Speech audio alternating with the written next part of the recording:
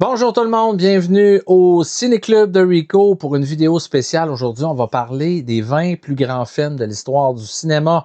C'est une vidéo quand même assez épique. C'est pas évident de savoir c'est quoi les 20 meilleurs films de l'histoire du cinéma. Il y a tellement eu de grands chefs-d'œuvre, de grands films qui nous ont marqués. Il y a des films que j'ai été obligé dans ma liste, quand j'ai fait ma liste, j'ai été obligé d'en éliminer parmi mes préférés. Évidemment que Retour vers le futur, ça fait partie de mes films préférés. Il serait facilement peut-être dans mes 10 ou 15 films préférés de tous les temps. Mais là, j'ai pas pu mettre Retour vers le futur parce que j'ai choisi des films qui sont parmi mes préférés, mais des films qui ont eu une importance historique, qui ont été importants pour le langage cinématographique, qui ont contribué à faire avancer le cinéma, que ce soit au niveau technique, au niveau idéologique. Donc, j'ai tenu compte aussi de beaucoup de facteurs. Le cinéma, ça date principalement du début du 20e siècle. Donc, l'histoire du cinéma est encore assez récente. C'est un médium par rapport à bien d'autres médiums, par rapport à la peinture, par rapport à la musique. Ça existe depuis beaucoup moins longtemps. Mais aujourd'hui, on va faire l'exercice à travers 3 palmarès, c'est-à-dire le mien, que je vais vous révéler à la fin. Je vais vous parler du palmarès des cahiers du cinéma qui ont sorti ce livre-là il y a quelques années que j'ai trouvé fort intéressant, qui s'intitule 100 films pour une cinémathèque idéale. On a regroupé 78 critiques de films ou de gens qui sont à la tête de cinémathèques et on leur a fait faire l'exercice de faire les 100 meilleurs films qu'ils ont vus dans leur vie. Alors, on a rassemblé tout ça et on a, procédé à... On a élagué un peu ces listes-là en choisissant ceux qui ont eu le plus de votes. Et on a établi une liste des 100 meilleurs films de l'histoire du cinéma selon ces 78 critiques. Donc, ça a donné un palmarès assez intéressant que je vais vous révéler dans quelques instants. Vous voyez, c'est un beau livre. On parle vraiment de tous les films qui ont été retenus dans le palmarès. Et ce qui est intéressant dans celui-là, c'est qu'on voit que ça se détache un peu de ce qu'on retrouve dans plusieurs palmarès de films. Évidemment qu'on retrouve des incontournables comme Citizen Kane, mais on trouve des œuvres comme par exemple La Comtesse aux pieds nus de Joseph Mankiewicz. On trouve To Be or Not to Be de Ernest Lubitsch parmi les grands films de l'histoire du cinéma. Donc, c'est intéressant et je vais vous partager un petit peu c'était quoi les 20 meilleurs dans ce palmarès-là. C'est un livre intéressant, je vous le recommande si vous aimez les bons livres sur le cinéma, si vous voulez des bonnes idées de grands films à voir ou à revoir. 100 films pour une cinémathèque idéale, c'est vraiment un livre incroyable. Et il y a évidemment l'incontournable à tous les 10 ans, la revue Sight and Sound, qui est une revue anglaise, je crois. On publie le palmarès des 100 meilleurs films de tous les temps. Et ça existe, ce palmarès-là, depuis longtemps. C'est probablement le plus prestigieux palmarès parce que ça regroupe plus de 1600 intervenants du milieu du cinéma, des critiques qui doivent s'accorder pour créer une liste des 100 meilleurs films de l'histoire du cinéma. On voit ici James Stewart dans Vertigo. Vertigo, évidemment, qui a été longtemps en tête du palmarès. Il y a Citizen Kane qui a été plus de 40 ans numéro 1 du palmarès Sight and Sound. On voit ici, ça c'est l'édition qui est sortie en 2022. Il va y avoir une nouvelle liste qui va sortir en 2032. Donc, à tous les 10 ans, on se rassemble et on refait cette liste-là. Donc, ça change. Et il y a eu, disons, une certaine controverse cette année, ou on peut-tu appeler ça comme ça, disons, une surprise qui est arrivée dans le classement. Jeanne Dillman, 23 quai du commerce, 1080 Bruxelles, qui s'est retrouvé numéro 1 au classement du magazine Sight and Sound de 2022. C'est un film réalisé par Chantal Akerman. C'est le premier film réalisé par une femme qui perce non seulement le top 5, top 10, mais qui arrive en tête du classement de tous les films. Donc, Jeanne Dillman, on va avoir l'occasion d'en rediscuter dans quelques instants. On va analyser évidemment le classement de Sight and Sound. Avant de vous montrer mon classement à moi, vous voyez, les films sont tous classés. On montre un peu le classement de chaque film. The Searchers de John Ford, Cléo de 5 à 7 de Agnès Varda. Donc, vous voyez un peu le classement. Et on dit un peu pourquoi ces films ont été classés dans cet ordre-là. Évidemment, l'arrivée de Jeanne Dielman dans le classement, ça en a surpris plusieurs parce que, je vais y revenir. Hein. Alors, je vais vous parler d'abord du classement des cahiers du cinéma. De quelle façon ils ont procédé pour...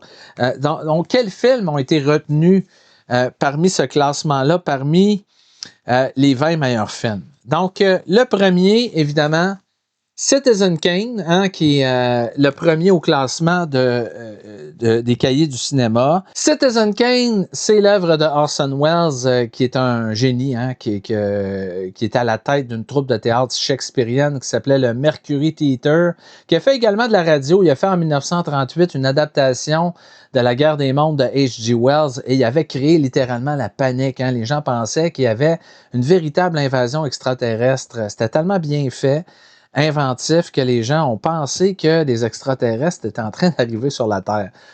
Bref, Hollywood ont saisi l'opportunité d'ouvrir leurs portes à Orson Welles. On lui a offert un pont d'or pour faire son premier film. Et il a fait, après avoir travaillé quelque temps sur Hearts of Darkness, il est revenu à l'idée de faire un film inspiré de la vie d'un magnat de la presse qui s'appelait Randolph Hearst, personnage qui était assez controversé. Et dans Citizen Kane, il joue Charles Foster Kane, un magnat de la presse new-yorkaise qui est sur le point de mourir. C'est un homme qui est solitaire, il est dans son grand domaine de Xanadu. Et au moment de mourir, il prononce le mot Rosebud. Ça devient le cœur du film parce que un journaliste va essayer de trouver c'est quoi le sens de ce mot-là. Hein? Pourquoi Charles Foster Kane, quand il est décédé, a dit le mot Rosebud? Alors, il va enquêter, il va essayer de reconstituer ce qui a été la vie du milliardaire à partir de témoignages de ceux qui l'ont éduqué, de ceux qui ont été ses amis, ses collaborateurs, entre autres sa seconde épouse et son majordome. Mais on va savoir tout au long du film, en parcourant toute cette galerie de personnages-là, on va en découvrir un peu plus sur Charles Foster Kane. Mais c'est dans les derniers instants du film qu'on va comprendre c'est quoi Rosebud. Pourquoi Charles Foster Kane a dit ce mot-là avant de mourir? Qu'est-ce que ça représente pour lui? Alors, Citizen Kane, c'est un film qui est né un peu dans la controverse parce que Randolph Hearst, évidemment, était pas content que Orson Welles a fait un film inspiré librement de sa vie, a essayé de faire littéralement disparaître des copies de Citizen Kane. Évidemment, on l'a su avec le temps, Citizen Kane est devenu un des plus grands chefs-d'œuvre de l'histoire du cinéma. C'est un film qui n'a pas son pareil au niveau de tout ce que ça a amené pour le cinéma, pour le langage cinématographique. Donc, et c'est un film au niveau narratif qui est très inventif aussi. Et c'est la première fois, entre autres, qu'on voyait au cinéma le haut du décor. On ne voyait jamais les plafonds dans les décors. Donc, on a créé vraiment plusieurs innovations pour Citizen Kane, qui est devenu un film qui est emblématique parmi les plus grands films de l'histoire du cinéma. Ça va être difficile pour lui, Orson Welles, hein, parce qu'il va connaître une carrière en dents de scie. Il va se battre pour à peu près tous les projets qu'il va faire. C'est un grand cinéaste, mais il a eu à livrer un combat tout au long de sa vie pour mener à terme ses films. C'est pas un réalisateur que les studios vont s'arracher pour faire des gros blockbusters. C'est vraiment un cinéaste qui voulait faire un cinéma sans compromis, qui voulait faire ses films à lui. Et Citizen Kane, c'est devenu pour cette raison le film d'un génie, hein, qui a littéralement révolutionné le cinéma. Donc, c'est la raison pourquoi les cahiers du cinéma le mettent encore numéro 1. il n'est plus numéro 1 dans le palmarès de Sight and Sound. On va le voir tout à l'heure. En deuxième position du palmarès cahier du cinéma, La Nuit du chasseur de Charles Laughton, un film remarquable avec Robert Mitchum. Là-dedans, il joue un fanatique religieux qui épouse une veuve dont les jeunes enfants savent que leur père a caché 10 000 $ dans une petite poupée qui a laissé à la maison lors d'un braquage. Et c'est venu aux oreilles de ce fanatique qui est une espèce de tueur fou qui est joué par Robert Mitchum. En même temps, c'est un peu le diable là-dedans, Robert Mitchum, parce qu'il va séduire la mère des deux filles. Évidemment, son idée, c'est de récupérer le butin. C'est un film très, très beau visuellement. Les images du film, l'imagerie, tout ça. Sur le plan narratif aussi, c'est un film très inventif qui propose des performances d'acteurs vraiment extraordinaires. Robert Mitchum, on va s'en rappeler toute notre vie une fois qu'on a vu ce film-là, de sa performance dans ce film-là. Il glace le sang, ce personnage-là, qui est comme un genre de faux prédicateur hein, qui ressemble un peu, ça a servi d'inspiration pour Robert De Niro dans Cape Fear pour le personnage de Max Cady, qui est un peu qui s'est inspiré de Robert Mitchum pour deux rôles, celui de Cape Fear et celui de La Nuit du chasseur. Donc, un film important de l'histoire du cinéma qu'il faut absolument voir. La seule réalisation en carrière de Charles Laughton, La Nuit du chasseur qui figure en deuxième position du classement des cahiers du cinéma. En troisième position, on retrouve le film La règle du jeu de Jean Renoir, grand réalisateur français. Et c'est reconnu probablement, c'est probablement le plus grand film français parce qu'on le retrouve souvent dans ces palmarès-là, aussi avec La Belle et la Bête de Jean Cocteau, là, qui est très reconnu aussi. Donc ici, on a un film qui parle de la vie huppée en France au début de la Seconde Guerre mondiale. C'est des nobles, des domestiques qui se réunissent dans un château français. On a le marquis Lachenay qui organise une partie de chasse dans son château de Sologne. Il y a sa femme qui est courtisée par l'aviateur André Jurieu, le garde-chasse Schumacher qui poursuit le braconnier Marceau, qui lui flirte avec son épouse Lisette. Et là, à un moment donné, il y a un coup de fusil, un coup de carabine, et là, il y a par méprise, un des amants est perdu, qui est abattu. La règle du jeu qui arrive numéro 3, c'est un très grand film français qui date de 1939. En quatrième position de leur palmarès, L'Aurore de Murnau, hein, qui est sorti en 1927. Un autre film important, Sunrise, A Song of Two Humans, le titre original. Donc, ça parle d'une femme de la ville qui passe ses vacances à la campagne et qui va séduire un fermier. Et elle va convaincre cet homme-là de tuer son épouse. Évidemment, l'homme va finir par s'embarquer dans cette situation-là, va essayer de tuer son épouse, mais finalement, au moment où il vient pour faire le geste, il ne sera pas capable de le faire. Évidemment, son épouse va fuir à la ville et lui, il va la suivre et essayer de la reconquérir. Donc, c'est une histoire d'amour, L'Aurore de Murnau, avec de belles images, un film qui appartient vraiment à l'âge d'or du cinéma, dans les débuts du cinéma, en 1927, vraiment, on était avec les premiers grands artisans du cinéma et Murnau était vraiment un de ces cinéastes qui était parmi la crème des cinéastes de cette génération-là. La première grande génération de réalisateurs qui ont fait des films au début du cinéma. Donc, L'Aurore, qui est un film remarquable qu'il faut voir au moins une fois dans sa vie. La Talente de Jean Vigo, ensuite, qui suit en cinquième position. Jean Vigo, qui est un réalisateur qui est mort très jeune. Il n'a pas eu une longue carrière. Il a fait plusieurs courts-métrages. Vous pouvez d'ailleurs vous acheter, si vous voulez avoir la carrière complète, la filmographie complète de Jean Vigo, c'est possible de l'avoir dans une édition Criterion. C'est un disque qui comprend les différents courts-métrages de Jean Vigo et son long-métrage La Talente qu'il a fait alors qu'il était mourant. C'est un film qui date de 1934. Alors, ça met en vedette Jean Tasté, Dita Parlo, Michel Simon. Donc, c'est un couple fraîchement marié, Jean et Juliette, qui embarquent à bord de la péniche La Talente, Où les attendent le père Jules, le second et le mousse. Au fil des jours, Juliette s'ennuie, Jean l'amène danser dans une guinguette et se bat avec un camelot qui lui fait la cour. Partie à Paris, elle va découvrir à son retour que la péniche ne l'a pas attendue.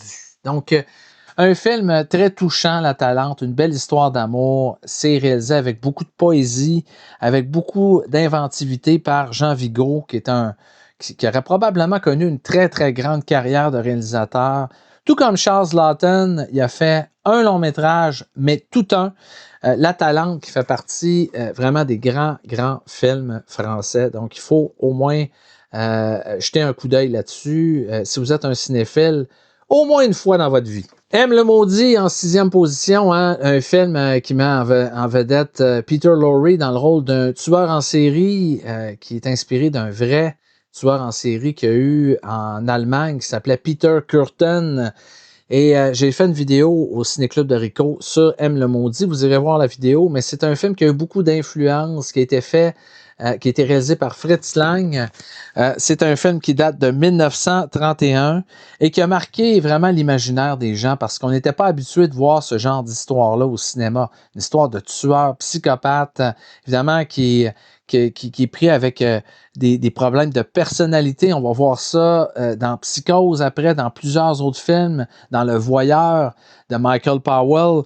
Donc, c'est le film originel, on pourrait dire, de cette idée-là d'un tueur en série qui a de multiples personnalités, qui se transforme littéralement en une bête féroce, un tueur fou, hein? Et c'est inspiré, comme je vous dis, d'une véritable histoire. Donc, c'est à Berlin en 1930. Et c'est un inconnu qui entraîne des fillettes vers un terrain vague où il va les tuer. Et là, la police va entreprendre toutes sortes, une enquête. Ils vont faire, disons, des rafles qui vont pour essayer de retrouver des traces de ces crimes-là, de ce psychopathe-là. Et évidemment, c'est un peu la folie dans la ville. Tant la pègre, il y a comme une espèce de justice populaire qui se crée, un genre de police du peuple qui veulent attraper ce criminel-là qui s'en prend à leurs enfants. Et donc, c'est un très, très bon film, M. le Maudit. Belle cinématographie. Encore un fleuron du cinéma allemand de cette époque-là. Fritz Lang, 1930... 1931, M. le Maudit, qui figure dans ce palmarès des cahiers du cinéma. En 7e place, Chantons sous la pluie, Singing in the Rain, qui date, ce film-là, de 1952, film de Stanley Donnell et de Gene Kelly. C'est une des plus grandes comédies musicales de l'histoire du cinéma.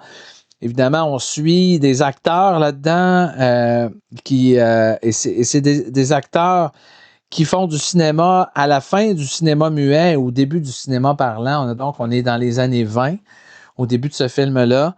Et on va suivre ces acteurs-là qui vont, tout au long du film, nous livrer des numéros musicaux absolument fantastiques, extraordinaires, qui vont marquer l'histoire du cinéma. Gene Kelly est un des plus fabuleux danseurs. Lui puis Fred Astaire, c'est les deux légendes de la comédie musicale américaine.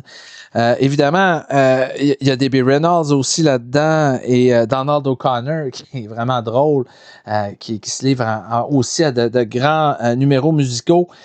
Le film est en même temps un film sur le cinéma. Hein. Ceux qui ont vu le film récemment, Babylone, il y a un lien à faire avec Singing in the Rain parce que ça parle de la même période où le cinéma, les acteurs du cinéma muets ont dû s'adapter aux nouvelles méthodes, aux nouvelles technologies du cinéma parlant.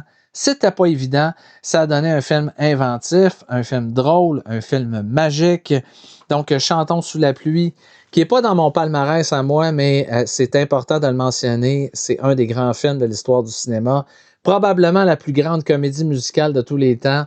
Donc, qui est en 7e position du palmarès des cahiers du cinéma. En 8e position, Vertigo de Alfred Hitchcock, qui vraiment, là, Vertigo, a fait partie du top du palmarès dans les dernières décennies de Sight and Sound. Il a même dépassé Citizen Kane, qui était à la tête de ce palmarès-là depuis longtemps. Et là, ici, il est dans le palmarès, vous le voyez, dans le top 10 des cahiers du cinéma. Pour moi, il va se retrouver également dans mon palmarès, vous allez le voir tantôt. Pour moi, c'est l'œuvre emblématique d'Alfred Hitchcock. C'est son masterpiece et il y en a tellement fait des bons que c'est difficile d'en choisir un film d'Alfred Hitchcock, mais dans ce film-là, on va retrouver toutes ces thématiques, tout le génie de sa mise en scène. Alors, dans ce film-là, James Stewart joue un policier qui, lors d'une poursuite sur des toits de San Francisco, va découvrir qu'il est atteint d'acrophobie. Ce personnage-là s'appelle Scotty. Il va démissionner de la police. Il y a un ancien camarade d'université qui va lui demander d'enquêter sur... il voit que sa femme a des problèmes psychologiques. Il se demande qu'est-ce qu'elle a. Il va demander à Scotty de la suivre pour voir un peu c'est quoi qui tourmente sa femme comme ça. Scotty va la suivre. Il va même en tomber éperdument amoureux, mais il ne pourra pas l'empêcher, cette jeune femme-là, de se suicider à l'âge de 26 ans. Elle va mourir. Et Scotty va tomber dans une profonde dépression jusqu'au jour où il va rencontrer le portrait craché de Madeleine qui s'appelle Judy. Donc, il va entreprendre de la façonner littéralement à l'image exacte de cette femme-là qui a disparu. On retrouve évidemment l'idée du double, une idée que Hitchcock va développer dans plusieurs films.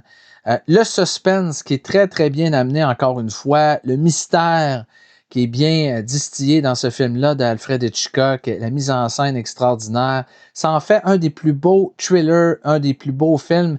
Alfred Hitchcock, là, c'est le réalisateur parmi tous les réalisateurs. C'est celui qui a été le plus, je crois, qui a inspiré le plus de réalisateurs de la nouvelle génération qui va venir après, les Stanley Kubrick, Ridley Scott, Steven Spielberg. C'est un cinéaste qui a eu vraiment un rôle majeur à jouer pour ce que va être la suite des choses dans le cinéma.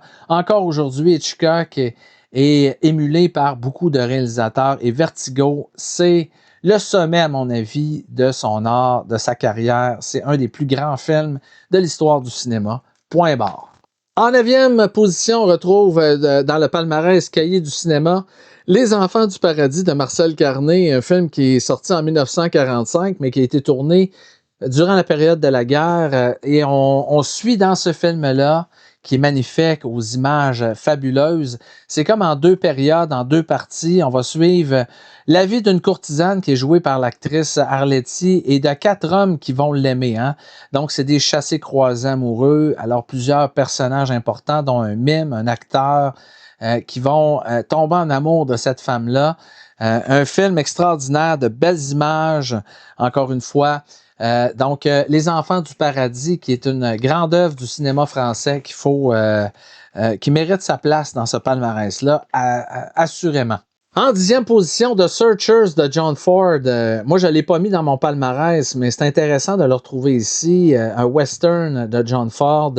Et c'est vraiment un film emblématique parce que c'est un des westerns qui a été le plus influencé les réalisateurs modernes comme Spielberg, Martin Scorsese. Ce film-là revient souvent dans la conversation de leurs films préférés.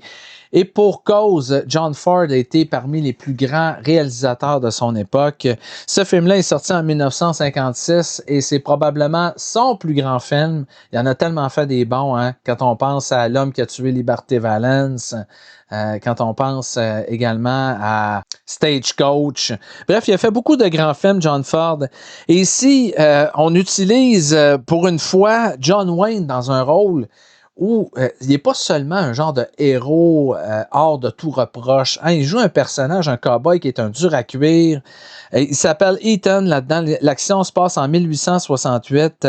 Donc, Ethan, il rend visite à sa famille et il va apprendre que des Comanches sont sur le sentier de la guerre et accompagne une patrouille de volontaires pour aller les combattre. À son retour à la ferme, il va découvrir que sa nièce Debbie a été enlevée par les Indiens. Alors, aidé d'un métis Cherokee qui s'appelle Martin, Ethan va se lancer à la poursuite des ravisseurs. Les deux hommes vont passer plusieurs années à rechercher Debbie. Ils vont retrouver finalement cette fille-là qui est rendue l'épouse d'un chef indien. Ils vont tuer cet homme-là et je vous laisse deviner un peu la suite de ce qui va arriver. Évidemment, là-dedans, John Wayne est un cow-boy. Évidemment, ça parle de racisme. Hein. Il en veut. Il veut quasiment tuer cette femme-là pour s'être associé aux Indiens. On est à une période, évidemment, on est dans l'Ouest américain où c'était très difficile. C'était une période dure. John Wayne joue un personnage sombre qui est dans des zones où on n'est pas habitué de le voir habituellement.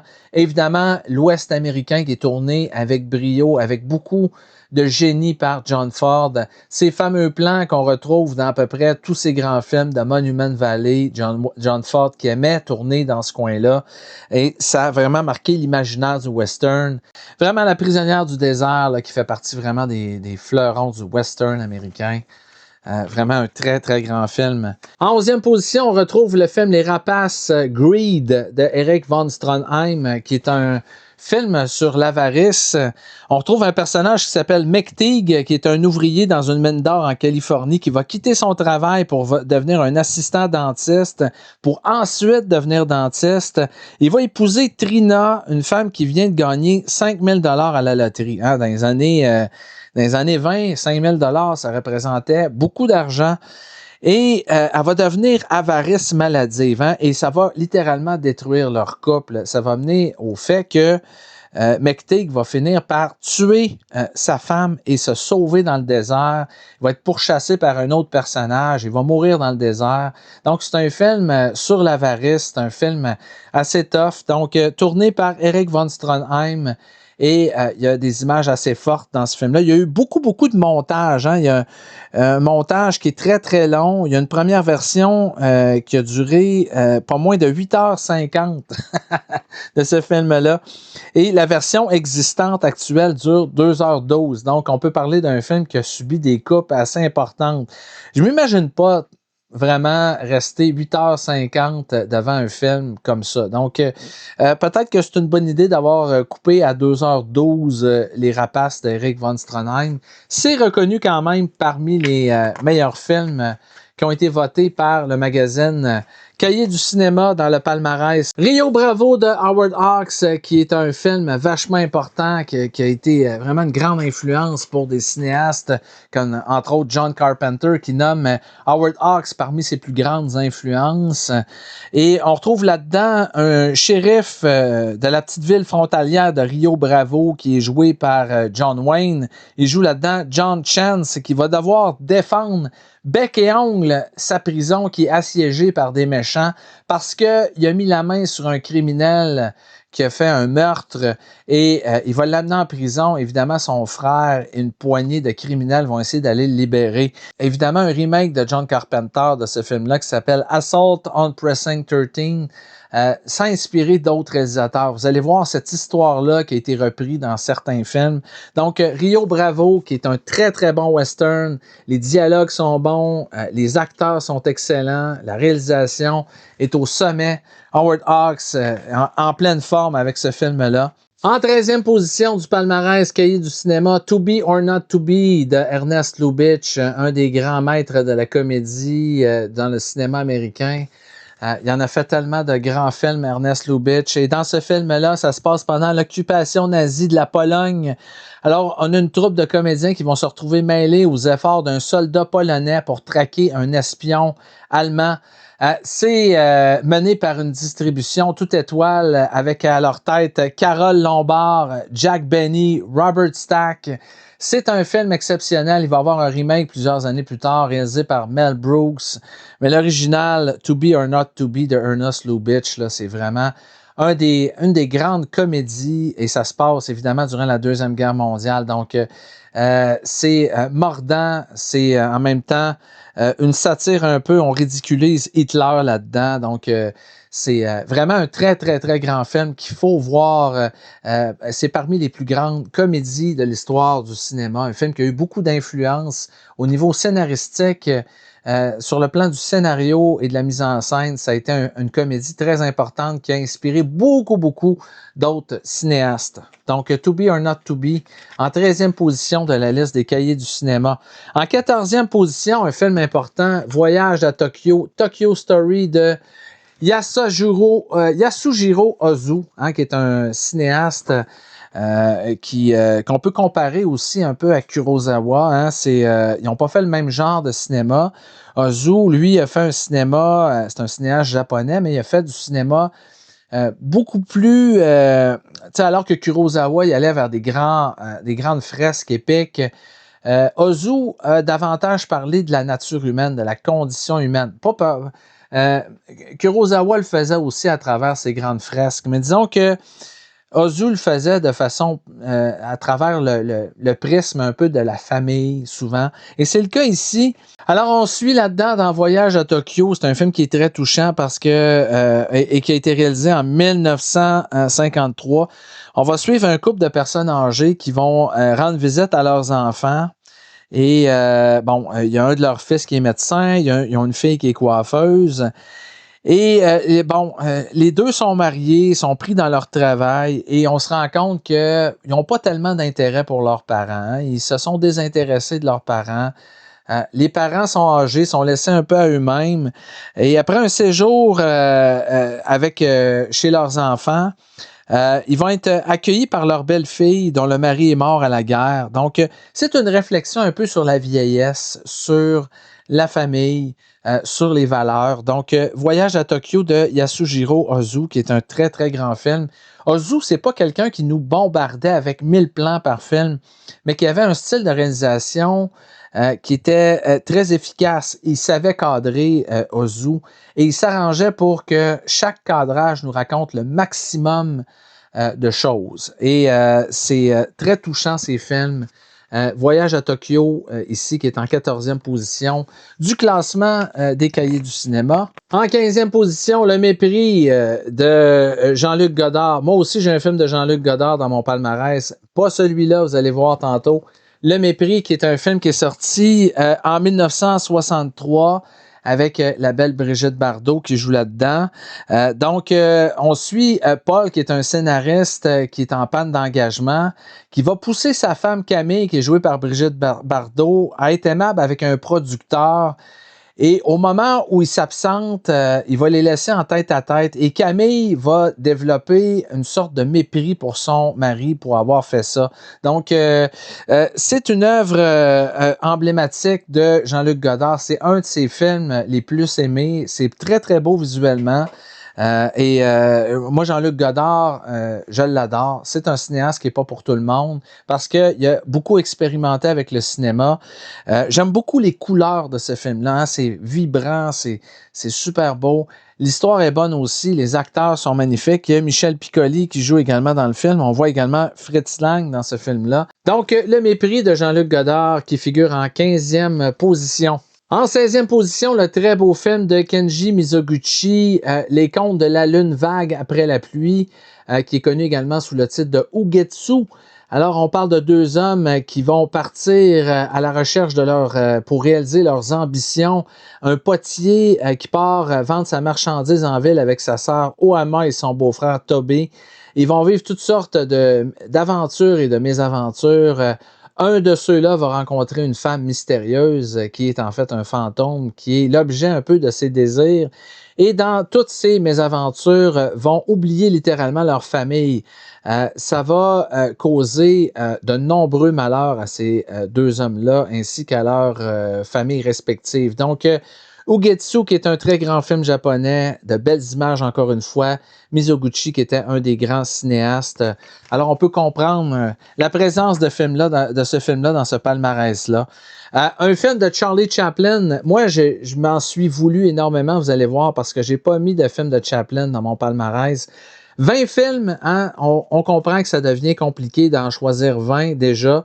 Et j'avais mis au départ Charlie Chaplin dans mon palmarès, mais finalement, en réfléchissant, j'ai des films qui sont arrivés avant ceux-là, mais ça reste des films extraordinaires. Les Lumières de la ville de Charlie Chaplin, qui est un de ces films importants.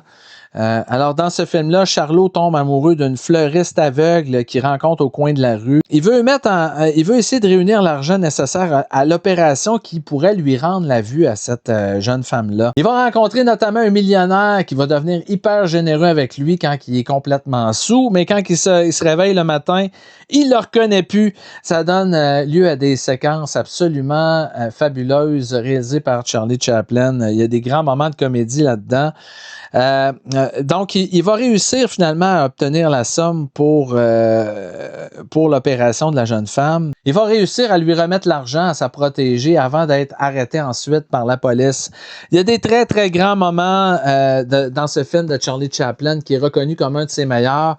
C'est un film qui date de 1928. Moi, c'est pas mon préféré de Chaplin. Si j'avais eu à en choisir un, j'aurais choisi Les Temps modernes parce que c'est celui qui m'a le plus marqué au niveau visuel, au niveau de l'histoire. Je trouve que c'est un film qui est inventif et celui-là aussi, Les Lumières de la ville aussi. Mais je trouve que Les Temps modernes, c'est vraiment un film en avance sur son époque au niveau des idées, au niveau du visuel. Donc, ça aurait été mon choix personnel, Les Temps modernes. Mais Les Lumières de la ville, c'est un maudit bon choix aussi. En 18e position de leur palmarès, un film que j'ai bien failli mettre dans le mien. Je m'en veux presque de ne pas l'avoir fait. C'est La Mécano du général de Buster Keaton. Film qui est sorti en 1926. Et ça, c'est vraiment un des grands films de l'histoire du cinéma. Là-dedans, Buster Keaton joue l'employé de chemin de fer Johnny Gray, qui est pas enrôlé dans l'armée sudiste. Et il va voir que des espions nordistes vont lui voler son train pour préparer une attaque. Et la fiancée de Gray est à bord du train. Bon, donc le mécano va se lancer littéralement dans une chasse-poursuite pour essayer de récupérer le train et sa fiancée.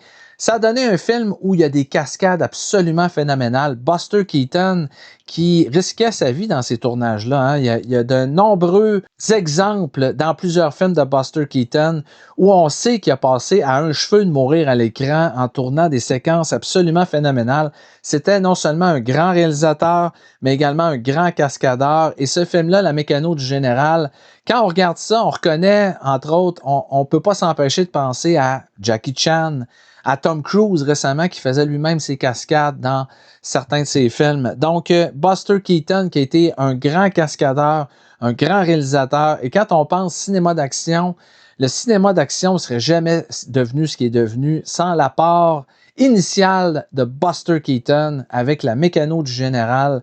Un film encore aujourd'hui aux images surprenantes, étonnantes. Vous allez voir des vraies locomotives.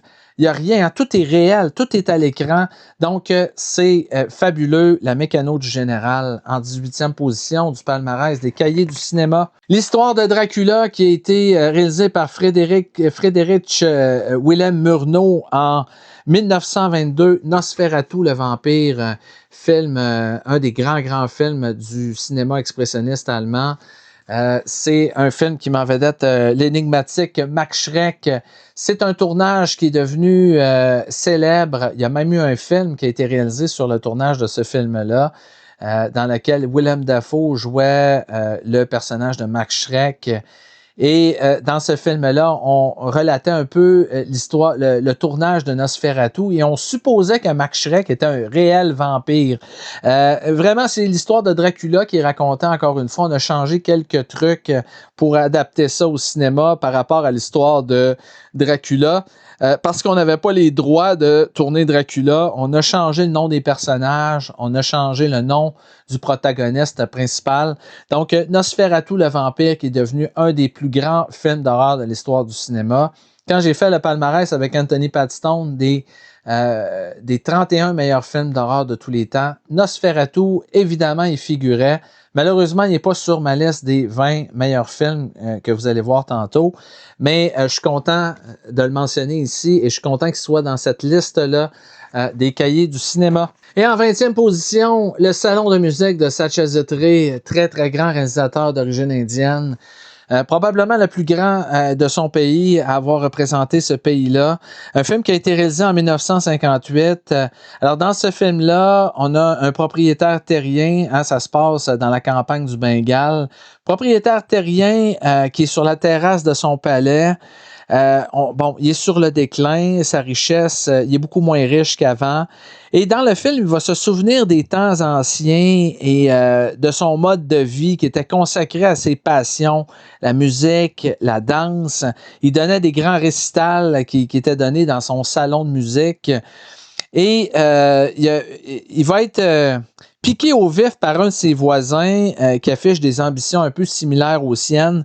Il va réouvrir son salon et sans regarder la dépense, va offrir un ultime récital. Un film très touchant qui parle du passé, vraiment là, un film magnifique avec de belles images. Donc, Satyajiत, si vous ne le connaissez pas, c'est une belle porte d'entrée vers ce cinéma-là, cinéma indien qui est fascinant.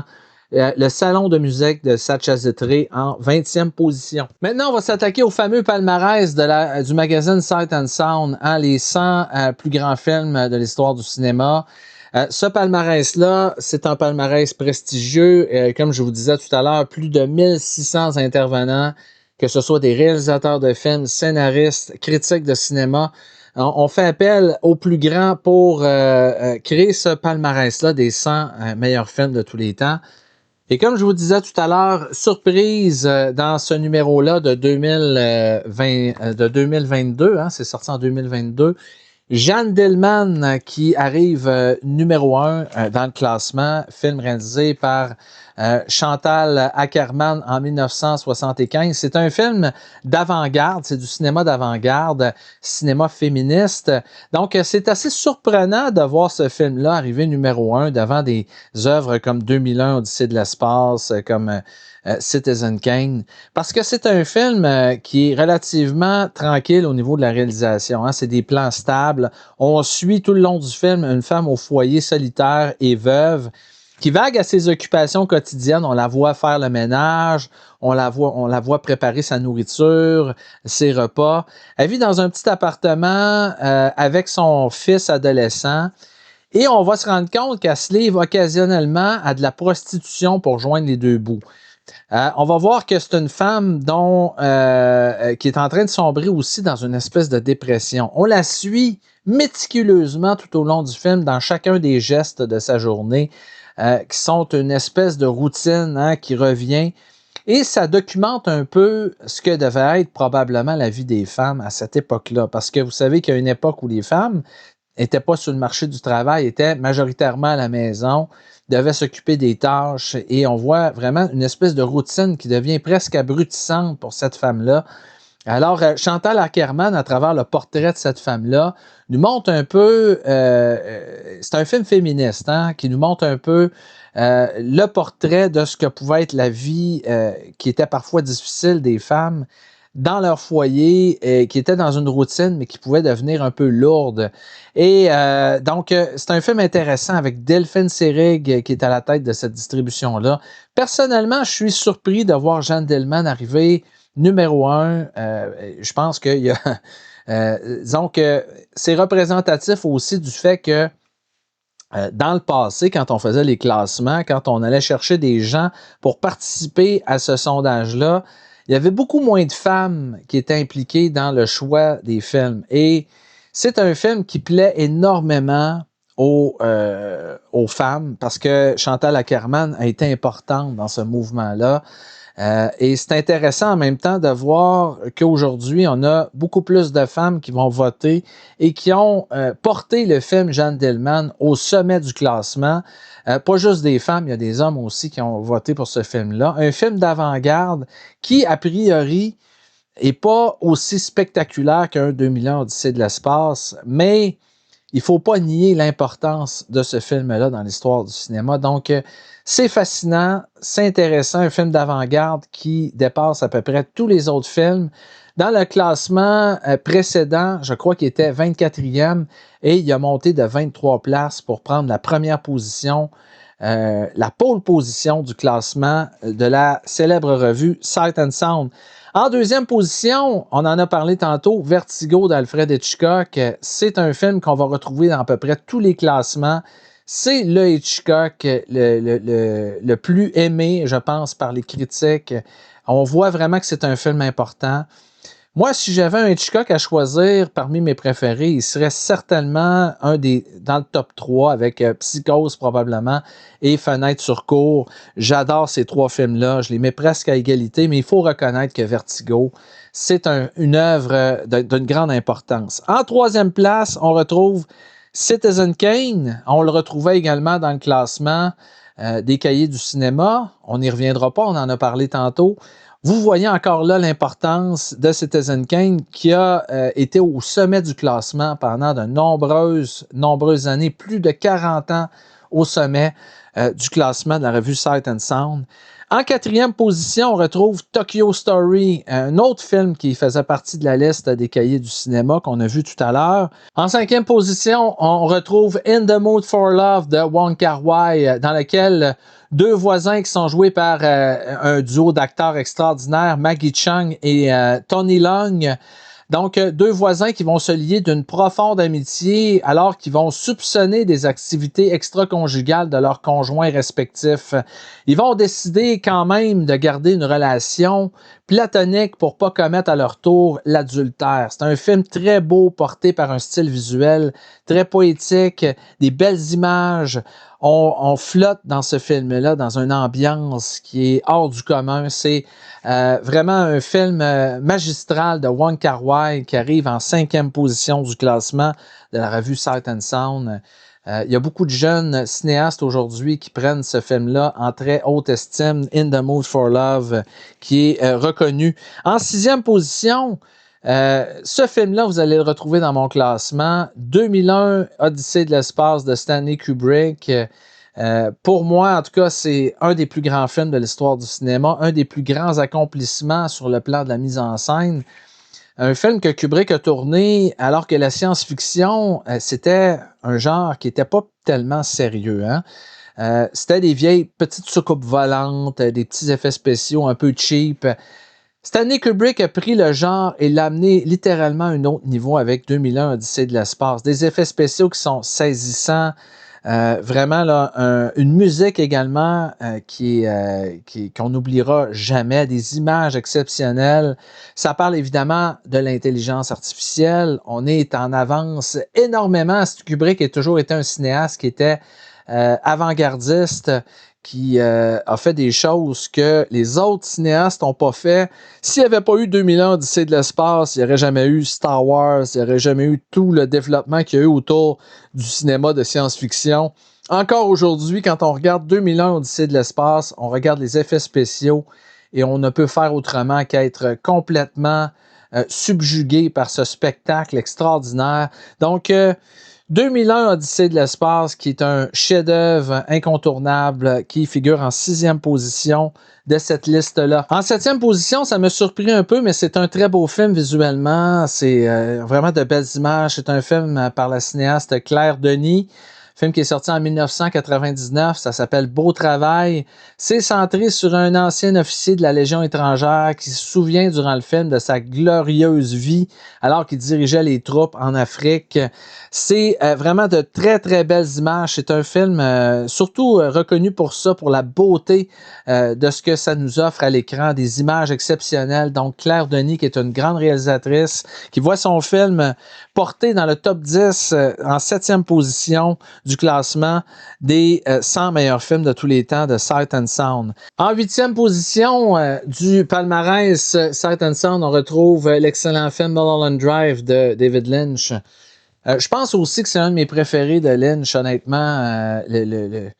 C'est complètement délirant. Hein? Le cinéma de David Lynch est fascinant du début jusqu'à la fin. Tout ce que fait David Lynch au cinéma mérite d'être vu. C'est un original, un cinéaste qui fait rien comme les autres. Et c'est ça qui est intéressant avec Lynch. Alors, on suit un personnage qui est joué par Naomi Watts, qui est d'une beauté phénoménale là-dedans. Fait vraiment penser aux grandes actrices classiques du cinéma, celles qu'on voyait dans les films d'Alfred Hitchcock.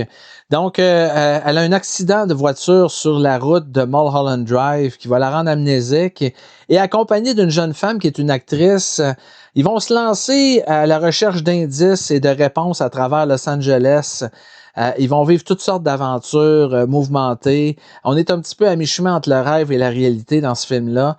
Évidemment qu'il y a des clés dans le film pour comprendre l'histoire. Si vous le regardez plusieurs fois, vous allez finir par déchiffrer les clés. Vous allez comprendre le film. Parce qu'au début, la première fois qu'on l'écoute, le film se termine et on est fasciné, mais on n'a rien compris. Hein? On ne sait pas trop c'était quoi l'histoire qui s'est passée devant nos yeux. Quand on le réécoute une deuxième fois, une troisième fois, on commence à décortiquer, on commence à comprendre. Et c'est ça qui est fascinant avec David Lynch, c'est que tout ne nous est pas donné gratuitement. Il faut travailler un peu, il faut faire travailler notre imagination, notre cerveau pour nous aider à entrer et à comprendre l'univers de David Lynch, qui est très complexe, mais fascinant. Mulholland Drive, qui est un magnifique film qui mérite amplement sa place en 8e position de leur palmarès. En 9e position, A Man with a Movie Camera, qui est reconnu comme un des plus grands documentaires de l'histoire du cinéma. C'est un film expérimental réalisé par Dika Vertov en 1929, un film russe. Les Russes ont amené beaucoup dans cette période-là sur le plan du montage au cinéma, sur le plan, je pense entre autres au film Le Cuirassé Potemkin de Sergei Eisenstein, qui est un film important. Ça tout. Je pense que les Russes ont été parmi ceux qui ont été les plus importants pour ce qui est du montage au cinéma. Et Man with a Movie Camera de Dika Vertov est un film est une référence. Quand on regarde la façon dont le film a été tourné, c'est un film qui a eu beaucoup d'influence sur ce que va être la suite des choses pour le cinéma.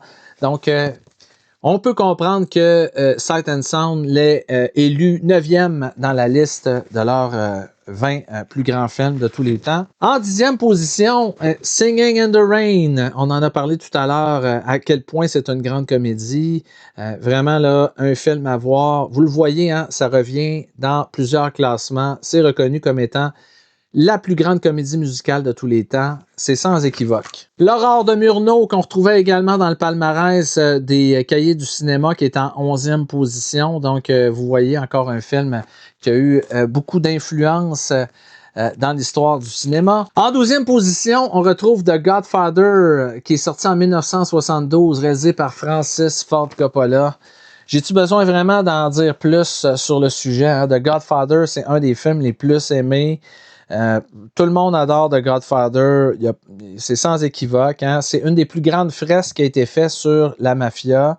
On suit évidemment le parcours d'un immigré italien qui s'appelle Vito Corleone qui arrive aux États-Unis. Ben là, on va voir un peu son ascension dans le deuxième film, qui est comme une suite et un prequel en même temps.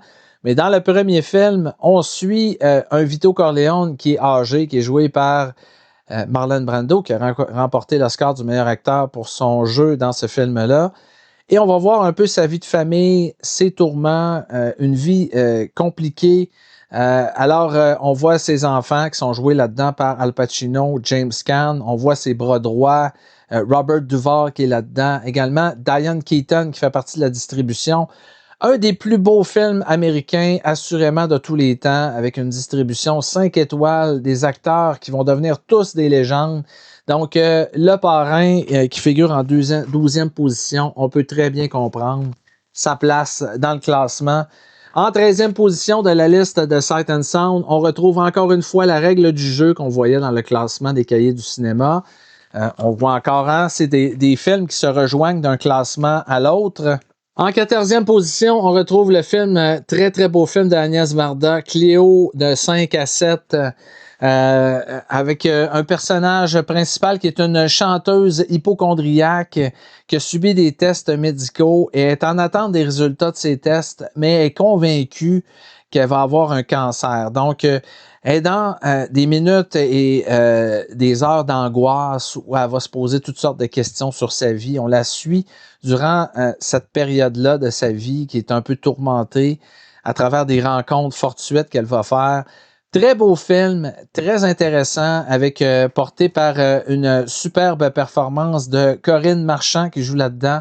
Agnès Varda, on n'en parle pas assez souvent comme étant une des grandes influences de la nouvelle vague française. Elle en fait partie, évidemment, ce film-là, ça fait partie des belles réussites de ce genre-là. Et pour cause, une deuxième réalisatrice hein, qu'on retrouve ici, ben, pas une deuxième, on dirait une troisième parce qu'il y avait Claire Denis aussi. Donc une troisième réalisatrice qu'on retrouve dans le top 20 de Sight and Sound avec ce magnifique film de Agnès Varda, Cléo de 5 à 7, qu'il faut voir, hein, c'est vraiment superbe. Tout le cinéma d'Agnès Varda mérite d'être redécouvert. Il y a eu un beau coffret hein, qui est sorti, que je recommande, qui est sorti chez Criterion. Vous avez l'intégrale du cinéma d'Agnès Varda. C'est littéralement un cours de cinéma parce que vous avez cette très attachante réalisatrice qui, on a l'impression, elle nous présente chacun de ses films. Hein, il y a un feature avant chaque film. Elle nous parle un peu de chacun de ces films-là, comment elle les a pensés, imaginés, réalisés. Et on a l'impression de l'avoir assis à notre table avec nous. Elle est fascinante, elle est magnifique. On passerait des heures à l'écouter parler. The Searchers de John Ford qui arrive en 15e position sur la liste de Sight and Sound. Donc, c'est intéressant. On retrouve encore des films qui était dans la liste des cahiers du cinéma. En 16e position, je dois vous avouer que de tous les films dont je parle aujourd'hui, c'est le seul que je n'ai pas vu. Je ne l'ai pas vu celui-là. Meshes of the Afternoon, qui est sorti en 1943, réalisé par Maya Deren et Alexander Hamid. Donc, ça semble être une histoire assez spéciale avec une femme qui retourne à la maison, qui tombe dans le sommeil. Elle a toutes sortes de rêves un peu bizarres. On se promène un peu dans ce film-là entre le rêve et la réalité. Donc, j'ai pas vu le film. Je peux pas vous en parler de façon exhaustive. Donc, je trouve que j'ai quand même envie de le voir parce que on le retrouve ici en 16e position. Et dans la liste des 100 films, des 100 meilleurs de tous les temps de la revue Sight and Sound, je crois que c'est le seul que j'ai pas vu. Donc, éventuellement, assurément, je vais me taper Meshes of the Afternoon. En 17e position, étonnant aussi, le film Close-Up de Abbas Kiarostami, réalisateur fascinant qui a fait de très, très beaux films. Alors ici, on retrouve l'histoire vraie de Hossein Sabzian, qui est un cinéphile qui s'est fait passer pour le réalisateur Mohsen Makhmalbaf, qui est une légende dans son pays, pour convaincre une famille de jouer dans son prétendu nouveau film. On est à mi-chemin là entre le film un peu documentaire, style un peu documentaire que a voulu donner à son film, et en même temps, film de fiction. Donc, on est à mi-chemin entre les deux avec une histoire inspirée d'un truc vrai. On voit vraiment Mohsen Makhmalbaf dans le film. On voit également le vrai Hossein Sabzian dans le film. Donc, c'est inspiré vraiment de cette histoire-là. Et c'est fascinant comme film. Donc, Close Up, si vous avez l'occasion, il y a une belle édition Criterion qui est sortie de ce film-là. C'est pas pour tout le monde, peut-être que vous aimerez pas ça, mais c'est intéressant des fois de se tourner vers du cinéma étranger. Et ici, c'est vraiment excellent. C'est un cinéma iranien dans le cas de ce film-là. Donc, un très grand film qui est en 17e position. Close-Up de Abbas Kiarostami. Persona qui est sorti en 1966. C'est l'ultime film pour moi d'Ingmar Bergman qui a fait tellement de chefs-d'œuvre dans sa vie. Une vie à faire que de bons films. Mais celui-là, si vous en avez un à voir de Bergman, il vaut la peine vraiment d'être vu, porté par deux actrices de génie qui sont des actrices fétiches de Bergman, Bibi Andersson et Liv Ullmann. Là-dedans, on voit une actrice muette qui est confiée à une infirmière qui va constater que leur personnalité, en fait, se confondent. C'est un film un peu sur le double en même temps. C'est fascinant. La psychologie des films de Bergman, c'est très, très fort au niveau visuel également. La photographie est exceptionnelle. Vraiment un film formidable, porté par deux actrices au sommet. Donc, du très grand cinéma, Persona d'Ingmar Bergman, qu'il faut voir.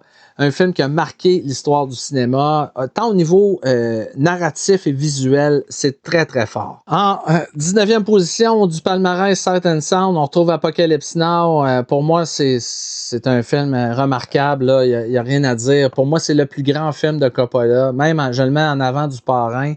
Parce que quand on a vu le film Hearts of Darkness qui raconte les péripéties, hein, tout le tournage épique qui a été le tournage d'Apocalypse Now, on se rend compte à quel point c'est un film qui s'était jamais fait avant ça et qui se refera jamais. C'est un des plus grands accomplissements de l'histoire du cinéma, sinon le plus grand accomplissement sur le plan visuel, sur le plan de la réalisation.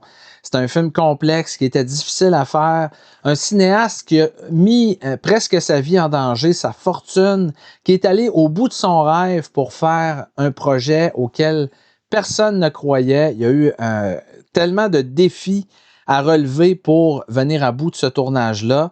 Alors évidemment que c'est un film sur la guerre du Vietnam, mais pas seulement que sur la guerre du Vietnam. La guerre du Vietnam est le cadre du film. C'est inspiré de Hearts of Darkness.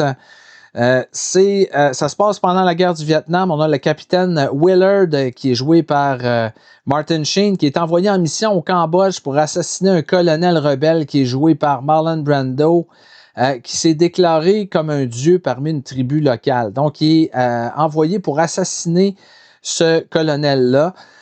C'est un film qui nous montre vraiment c'est quoi la guerre, les horreurs de la guerre et à travers le parcours d'un personnage qui va littéralement traverser l'enfer.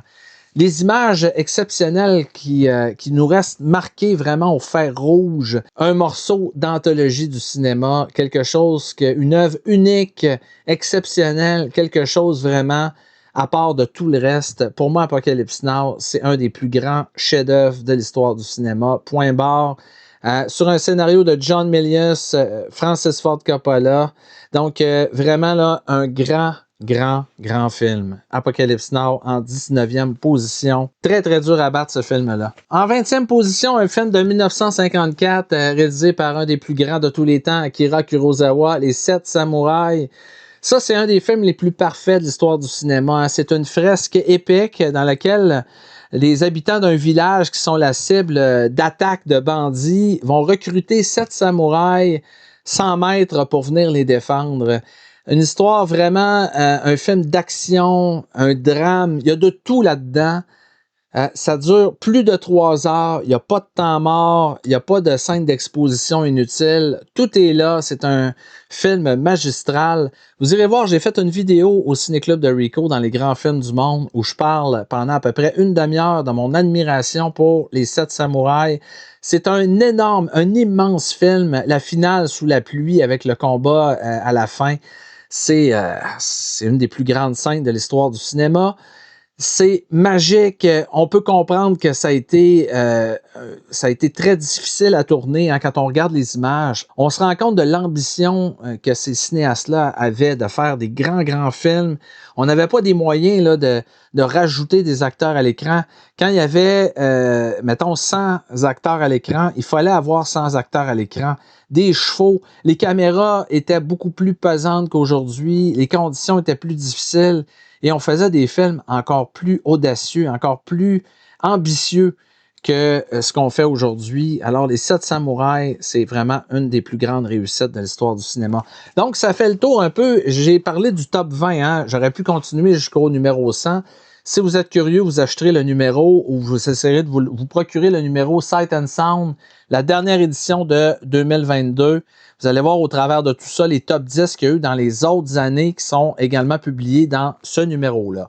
Bon, on arrive maintenant à mon top 20 personnel. Ça a été déchirant, je peux vous le dire tout de suite. J'ai eu beaucoup de misère à faire un top 20. Je me disais toujours que ça serait mission impossible de faire ça.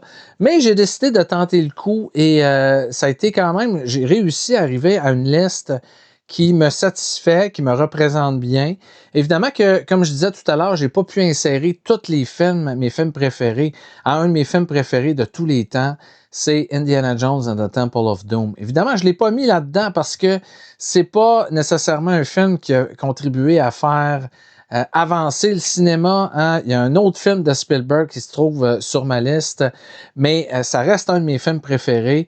Mais je ne considère pas nécessairement que c'est un des 20 plus grands de tous les temps. Donc, vous voyez un peu la nuance. Hein? Retour vers le futur, c'est un de mes films préférés, mais je ne considère pas que Retour vers le futur est nécessairement un des 20 films les plus importants de l'histoire du cinéma. Mais c'est le film probablement le plus universellement aimé. Je l'adore. C'est un des films que j'aime le plus regarder. Mais bon, vous comprenez un peu l'exercice que je fais aujourd'hui. Et vous allez voir, les 20 films que je vais vous présenter, là, c'est des films que j'adore, que j'aime, qui méritent leur place dans ce palmarès des 20 meilleurs films de tous les temps. Je commence en 20e position en force avec Spike Lee, réalisateur afro-américain qui nous a offert en 1989 un des meilleurs films qui a jamais été fait, Do the Right Thing. Et Spike Lee a été le chef de file d'une nouvelle génération de réalisateurs afro-américains qui ont commencé à exprimer leur culture, leur musique, leurs préoccupations sociales à travers le cinéma. Do the Right Thing, c'est exactement ça. Et c'est un film, non seulement un drame social percutant, mais c'est un film ultra divertissant avec une galerie de personnages qui sont tous intéressants, qui sont le fun. Toute l'action du film se passe à Brooklyn dans une journée d'été ultra chaude où tout le monde sue, tout le monde est à bout de patience, de la chaleur épouvantable, étouffante. Et une bonne partie de l'action va se situer autour d'une pizzeria qui est la propriété d'un bonhomme qui s'appelle Sal, qui est joué par Danny Aiello. Et il est dans un coin où il y a des Portoricains, des Afro-Américains. Évidemment que ça crée des tensions. Il y a un peu de toutes sortes de monde là-dedans. Il y a des Blancs aussi également. Et on est baigné dans une atmosphère tout au long du film avec des personnages qui sont hauts en couleur, qui sont le fun. On a un couple âgé qui se courtise là-dedans. On a un jeune livreur de pizza qui est joué par Spike Lee, qui lui aussi est en amour. Et au travers de tout ça, il y a des tensions sociales avec des gangs de rue qui traînent dans ce coin-là. Notamment un personnage qui se promène avec son ghetto blaster et qui fait jouer à tue-tête la chanson Fight the Power de Public Enemy. Donc, on voit tout de suite les préoccupations sociales, la musique rap, la musique hip-hop qui est au cœur du film. Et évidemment, tous les personnages vont tourner autour de cette pizzeria-là qui attire évidemment les jeunes, qui attire les gens dans le quartier. Et il y a des questions évidemment raciales qui vont se poser dans le film. C'est un film percutant, intéressant. J'ai déjà fait une vidéo sur ce film-là, vous irez la voir. Mais trompez-vous pas, c'est pas parce que c'est un drame social que c'est pas ultra divertissant. Do the Right Thing, pour moi, c'est un grand film, un bon film et un film ultra divertissant. Donc, je l'ai mis en 20e position. Je pense que c'est important de le mentionner. Spike Lee, c'est son plus grand film, à mon avis. Il va en faire d'autres bons comme Malcolm X. Mais je pense pas qu'il a atteint ce niveau-là à nouveau. Je pense qu'il a frappé un gros coup de circuit avec ce film-là. Malcolm X était excellent aussi. Là. C'est presque du même niveau, mais je pense que Do the Right Thing mérite sa place à part. C'est un film vraiment magique. Donc, je le mets en 20e position. C'est un film important pour cette génération de jeunes réalisateurs afro-américains. Il va en avoir plein d'autres qui vont arriver après Spike Lee, qui a été vraiment un chef de file pour cette génération de réalisateurs-là. En 19e position, j'ai mis À bout de souffle de Jean-Luc Godard. Je vous en parlais tantôt. Il y a eu Le Mépris dans la liste des cahiers du cinéma. Eh bien là, moi j'ai mis À bout de souffle parce que À bout de souffle, à mon avis, c'est un film qui a complètement bouleversé le paysage cinématographique. Ça a lancé vraiment la nouvelle vague française. Évidemment, on peut en débattre un peu. Il y avait beaucoup de noms au début de la nouvelle vague française. Truffaut avec qui est arrivé avec Les 400 coups. Agnès Varda également qui a fait des films dans ces années-là. Mais on peut dire que le film emblématique de la nouvelle vague, c'est À bout de souffle de Jean-Luc Godard avec Jean-Paul Belmondo et Jean Serberg et évidemment Jean-Luc Godard qui fait une apparition dans son propre film. C'est devenu pour Jean-Luc Godard, le cinéma, un véritable laboratoire où il a exploré toutes sortes de techniques cinématographiques un peu révolutionnaires qu'on n'osait pas faire avant, comme des jump cuts. On tourne vraiment dans des lieux, des lieux réels, pas en studio avec des acteurs qui sont des fois certains professionnels, d'autres un peu moins. Ici, on découvrait Jean-Paul Belmondo qui est devenu une méga star avec ce film-là. C'est une histoire d'un petit escroc qui vole une voiture et qui va assassiner un policier dans le cours des événements. Il va être recherché par les autorités, donc c'est un film un peu un film de criminel un peu. Donc, il va retrouver une étudiante américaine en journaliste qui est jouée par Jean Seberg et il va essayer de la persuader de s'enfuir avec lui, de prendre la poudre d'escampette en Italie en sa compagnie. Donc, un film qui a vraiment tout changé, tout révolutionné. À cette époque-là, à peu près tout le monde avait des posters de Jean-Paul Belmondo. Jean Seberg aussi est devenu très populaire avec ce film-là. Et Jean-Luc Godard a marqué une date dans l'histoire du cinéma. Parce qu'après ça, le cinéma va changer. Même le cinéma américain va s'inspirer de la nouvelle vague française avec le renouveau du cinéma américain. Des films comme Bonnie and Clyde et toute cette série de films-là qui vont arriver après la nouvelle vague française. Et À bout de souffle est devenu un des films dont on parle le plus. Et d'ailleurs, le cinéaste Richard Linklater en a fait référence dans son dernier film qui s'appelle Nouvelle Vague, qui raconte le tournage du film À bout de souffle de Jean-Luc Godard. Donc, ça vous dit à quel point c'est un film qui a été important dans l'histoire du cinéma et j'ai toujours beaucoup de plaisir à le revoir aujourd'hui. Tantôt, on en a parlé dans la liste de Sight and Sound, Persona de Ingmar Bergman, qui est en 18e position sur la liste de Sight and Sound. Eh bien, il est en 18e position sur ma liste également. Hein, je vous en ai parlé tantôt. Pour moi, c'est le plus grand film de Bergman, mais c'est dur à dire en même temps cette phrase-là, parce qu'il y a tellement d'œuvres importantes dans son cinéma. J'ai un coffret qui rassemble pratiquement l'intégralité de tous ces films. Je les ai revus et c'est tellement difficile à départager parce que c'est tous des films impressionnants qui sont portés par des acteurs. Il a toujours travaillé avec de grands acteurs. C'est un bon scénariste. Il a toujours fait des films très profonds, des grandes œuvres. Le Septième Saut, c'était magique. Fanny et Alexandre, qui était un de ses derniers films, qui était extraordinaire. Bref, on pourrait en nommer plein des films de Bergman.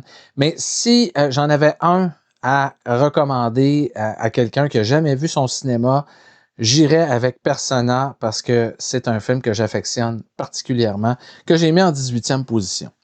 En 17e position, c'est un film australien réalisé par Peter Weir pour lequel je voue une grande admiration. C'est le film Picnic at Hanging Rock, sorti en 1975. Et c'est un objet cinématographique complètement à part qui ressemble à aucun autre film. C'est pour ça que je l'ai mis dans cette liste-là. Je pense que c'est à la limite quasiment du cinéma expérimental. Ça se passe dans un pensionnat de jeunes filles, une sortie scolaire qui est organisée proche d'une série de montagnes volcaniques, un rocher qui s'appelle Hanging Rock. On va pique-niquer ces jeunes filles-là avec leurs enseignantes proche de ce rocher-là qui a l'air littéralement vivant, qui a l'air possédé par une espèce d'âme qui est sortie d'outre-tombe. Donc, ces jeunes femmes-là, certaines d'entre eux, en fait, 4 de ces jeunes femmes et une enseignante, vont disparaître parce qu'ils vont aller se promener à Hanging Rock et ils vont disparaître mystérieusement. Qu'est-ce qui est arrivé? C'est un mystère, on ne le sait pas. Et tout le long du film, ça va hanter les autres personnages et nous, le spectateur, qui est aussi hanté par cette histoire-là, même une fois que le film est terminé, qui, en passant, nous donne pas vraiment de résolution à savoir qu'est-ce qui est arrivé à ces jeunes filles-là. Mais c'est fascinant la façon dont c'est réalisé. La musique, les images vont vous hanter pendant des jours après la projection. C'est un film qui fait un effet rare parce que ils font pas légion les films qui nous créent ce genre d'effet-là. Et Peter Weir a réussi à créer un objet cinématographique qui vraiment se distingue d'à peu près tout ce qui s'est fait avant et après. Donc, Picnic at Hanging Rock, vous irez voir la vidéo sur les grands films du monde. On en parle pendant presque une demi-heure avec Anthony Padstone et on vous montre également des extraits. Donc, un film à voir, à revoir, pas nécessairement facile.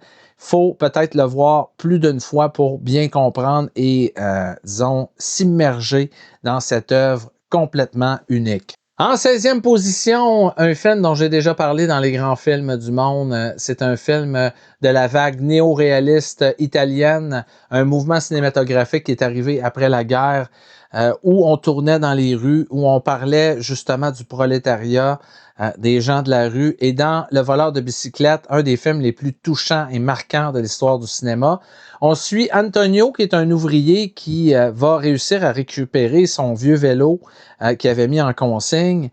Il le récupère parce qu'il réussit à avoir un travail pour coller des affiches un peu partout à travers la ville. Donc, il a besoin de son vélo pour travailler et faire de l'argent pour faire vivre sa famille. Et malheureusement, il y a un voleur qui va, pendant qu'il travaille, pendant qu'il a le dos tourné, il va se faire voler sa bicyclette.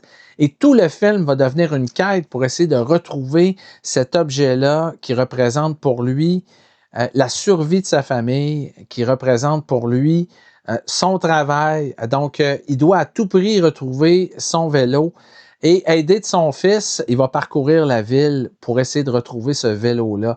Alors, on assiste à des images déchirantes dans ce film-là, notamment à l'humiliation d'un père devant son fils et à l'amour inconditionnel de ce petit garçon-là qui regarde son père avec les yeux d'un enfant qui a vraiment, il n'y a rien pour enlever l'amour de ce garçon-là pour son père, malgré tout ce qui va arriver. Une image vraiment exceptionnelle à la fin du film où le fils va prendre la main de son papa qui a été humilié littéralement.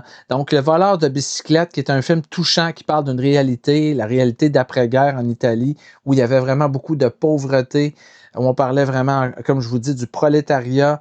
Vittorio De Sica a marqué une date, évidemment, dans le cinéma, un peu comme le fait aussi Jean-Luc Godard avec la nouvelle vague française. Il fait partie d'une lignée de cinéastes, dont Roberto Rossellini aussi, qui a participé à ce mouvement-là. Également, Fellini a participé au mouvement néo-réaliste. Donc, Le voleur de bicyclette, c'est mon film de ce mouvement-là que j'adore et que je ne me tente pas d'écouter. C'est un chef-d'œuvre du cinéma, vraiment un film à voir et à revoir. En 1967, le réalisateur Jacques Tati a fait un des plus grands chefs-d'œuvre du cinéma qui est inspiré vraiment des réalisateurs comme Charlie Chaplin, Buster Keaton, entre autres comme Harold Lloyd. Il est inspiré de ces grands génies du cinéma muet. Et il a créé quelques années auparavant un personnage qui s'appelait Monsieur Hulot. Il y a eu le film Les Vacances de Monsieur Hulot. Il y a eu Mon oncle dans lequel on voyait Monsieur Hulot également. Et Mon oncle pourrait presque être ex aequo avec Playtime, un film qui est sa plus grande œuvre, son œuvre la plus ambitieuse. Et il arrive en 15e position sur ma liste parce que c'est un des films les plus riches visuellement que j'ai vu dans ma vie. C'est une comédie. Alors, on suit Monsieur Hulot qui va se promener avec un regard un peu curieux dans la ville de Paris qui est ultra moderne. Et on va suivre également un groupe de touristes américains qui arrivent un peu en même temps que lui. Et il y a un restaurant, nightclub, qui est encore en travaux, qui prépare un peu son inauguration. Mais au travers de tout ça, on va se promener dans des buildings, dans des appartements. On est dans une ville où tout est un peu abrutissant, où on suit différents personnages ici et là. Monsieur Hulot devient presque un personnage secondaire dans son propre film. Et c'est bien comme ça parce que justement, il est perdu dans ce grand paysage, dans cette ville énorme où on voit que la technologie est en train de prendre le dessus sur les êtres humains. C'est un film tellement riche, il y a tellement de gags, il y a tellement d'idées visuelles. On peut le regarder 50 fois et voir à nouveau des nouvelles choses. On en a plein la vue et c'est le cas de le dire avec ce film-là. C'est un des films les plus généreux de l'histoire du cinéma. Et pourtant, Jacques Tati, qui avait mis tout son âme, tout son cœur, qui a risqué tout ce qu'il y avait pour faire ce film-là. Il a fait construire des immenses décors. Le plateau de tournage de ce film-là, c'était un des plus impressionnants de l'histoire du cinéma. Et pourtant, le film n'a pas fonctionné et a mis a amené presque Jacques Tati à la ruine. Il va faire quelques films après, mais ça va être pour lui un échec cuisant.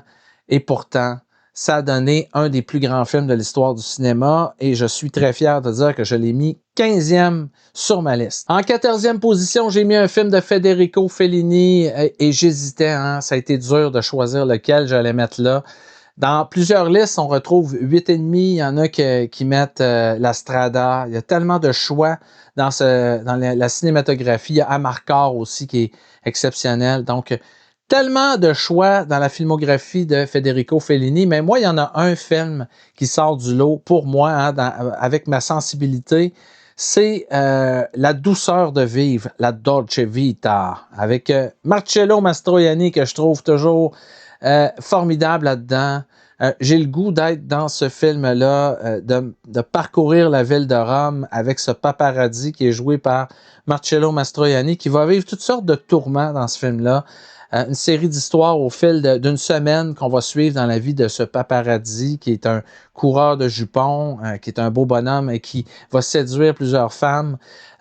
C'est un film magique et c'est pas rose tout le long. Hein. Il va arriver des tragédies aussi dans ce film-là, mais on est baigné tout le long par la magie des images de Federico Fellini et tout le parcours de ce paparazzi dans cette semaine va se solder par une lueur d'espoir avec l'image de lui sur une plage.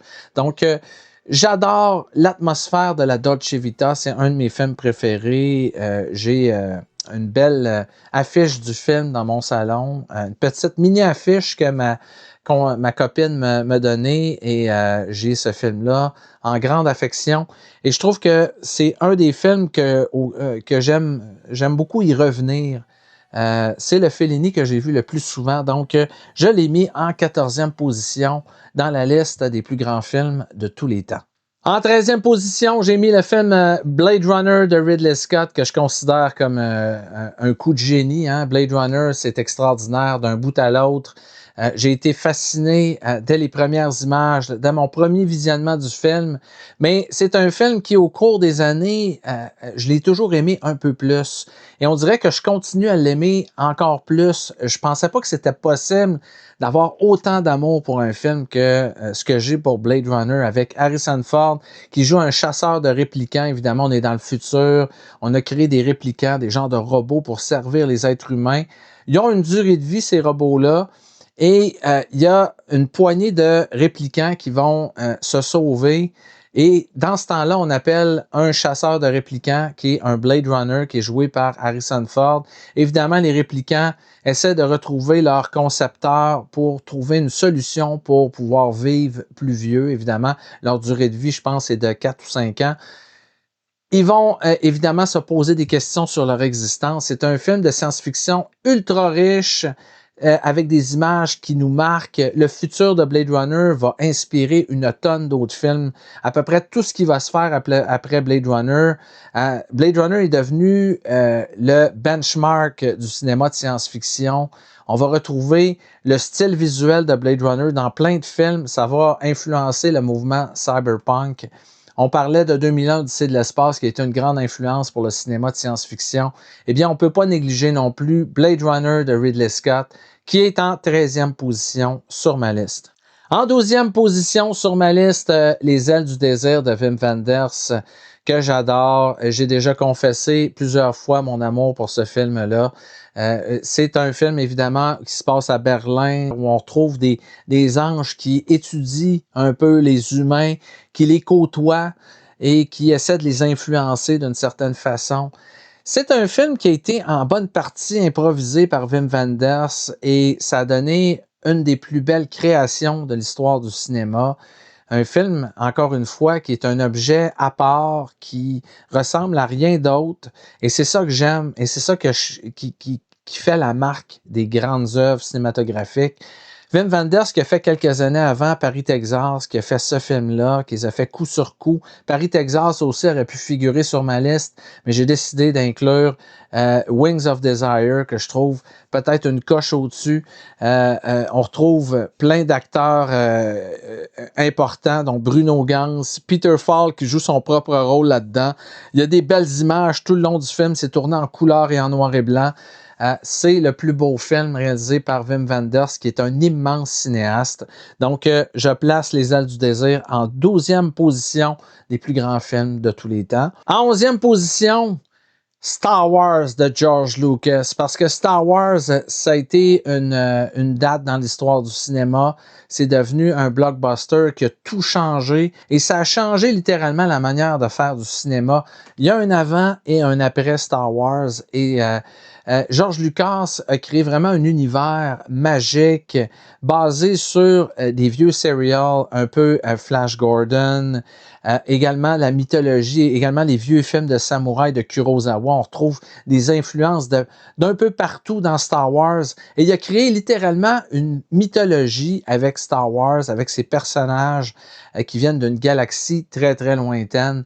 Et on a été immédiatement conquis par cet univers-là. Aujourd'hui, on est débordé par Star Wars parce qu'on a des mini-séries, des films à pu finir. On est rendu presque écœuré par Star Wars. On pensait pas que ça ferait ça un jour, mais quand le film de George Lucas est arrivé au cinéma en 1977, ça a créé un effet de bombe atomique sur le cinéma.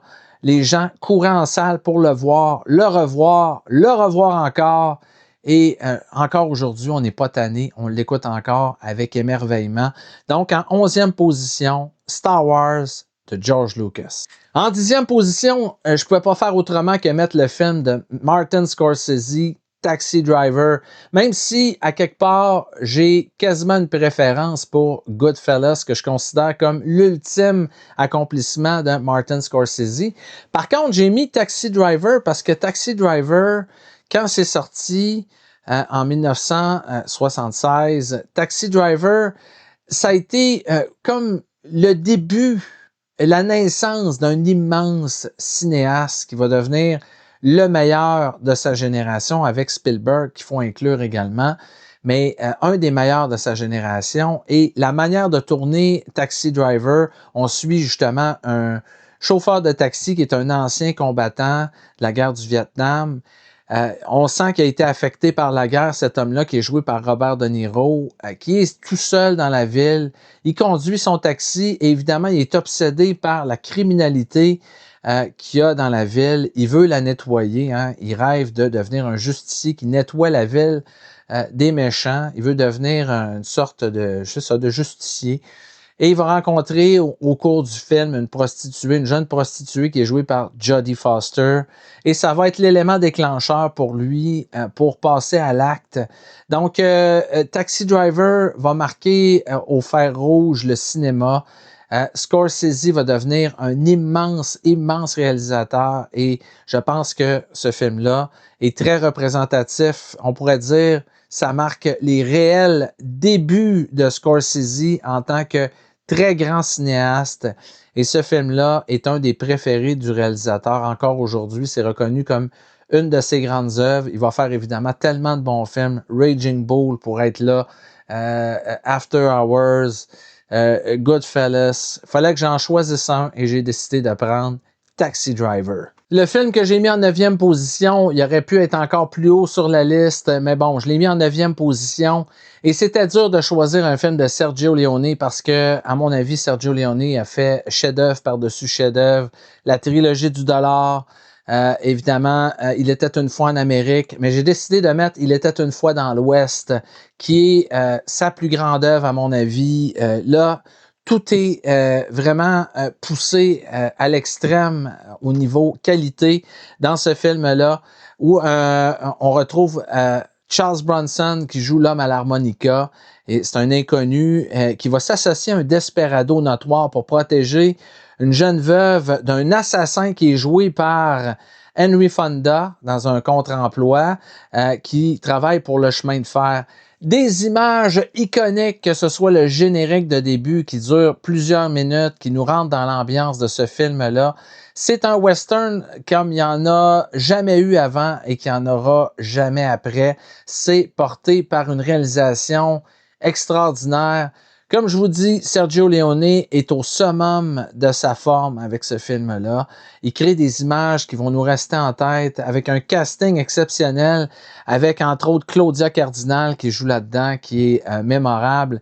Et toutes les scènes du film sont très bonnes. Et il faut mentionner évidemment la bande originale par Ennio Morricone qui vient magnifier les superbes images et la réalisation experte de Sergio Leone. C'est difficile de trouver film mieux réalisé que ça, avec d'aussi bonnes idées, porté par des acteurs qui sont vraiment top niveau. Tout est là. Once Upon a Time in the West, qui est en 9e position sur ma liste. Je me devais de mettre un film de Steven Spielberg sur ma liste et c'était dur aussi d'en choisir un. Mais malgré le fait que Indiana Jones and the Temple of Doom est mon peut-être celui que j'ai écouté le plus souvent de Spielberg, je considère que son meilleur film comme étant E.T. the Extraterrestrial, qui est sorti en 1982. C'est un film exceptionnel. On retrouve tous les éléments qui ont fait la marque de Steven Spielberg. C'est le plus Spielbergien de tous les films de Steven Spielberg.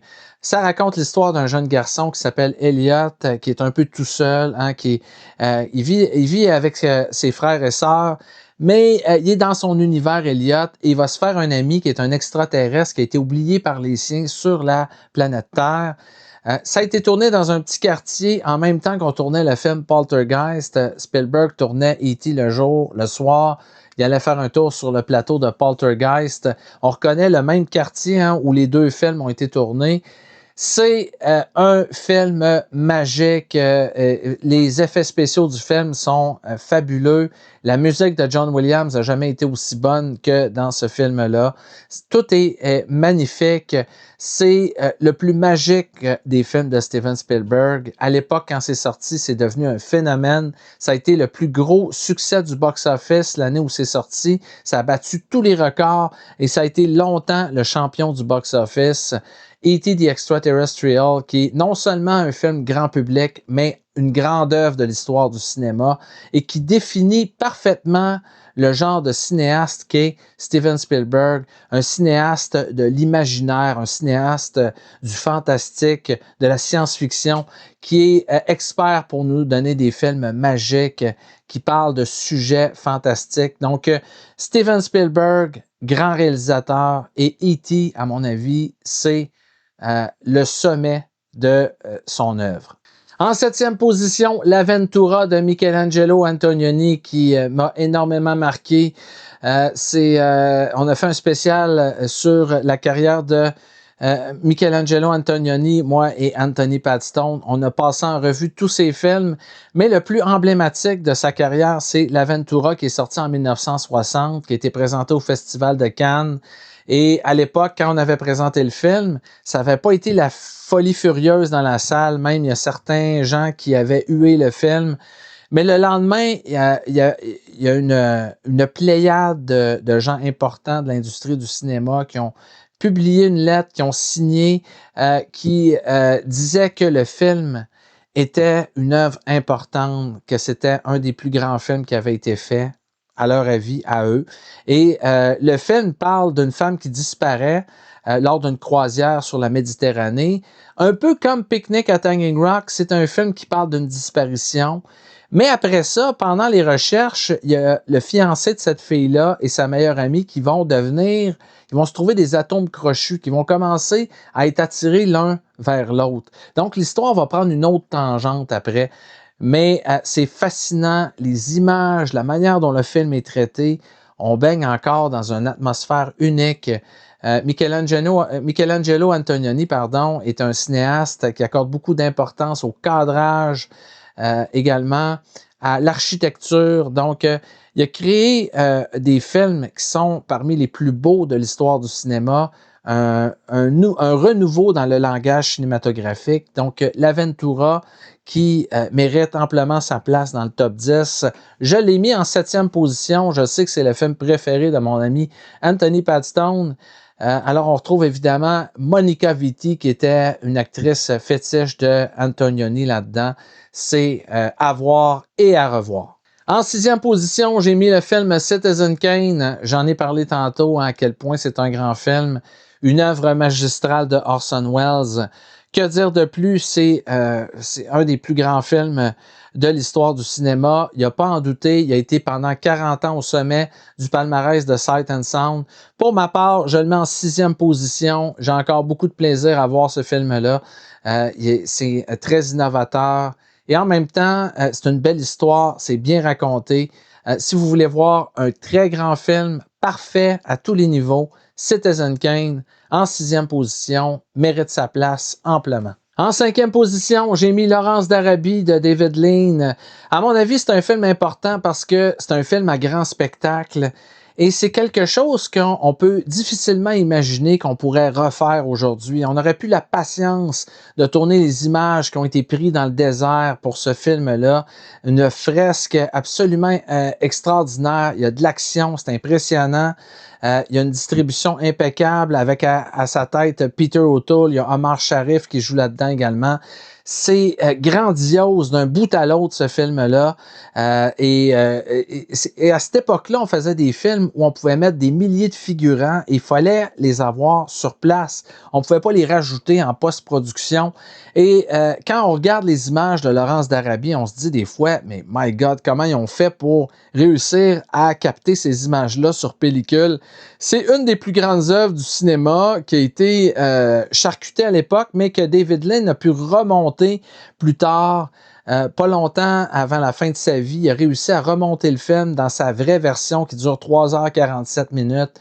C'est exceptionnel, c'est un film à voir, c'est le préféré de Steven Spielberg. Et on comprend que s'il n'y avait pas eu David Lean et Laurence d'Arabie, peut-être qu'il n'y aurait jamais eu de Steven Spielberg parce que ça a été une influence majeure pour Spielberg et pour plein d'autres réalisateurs.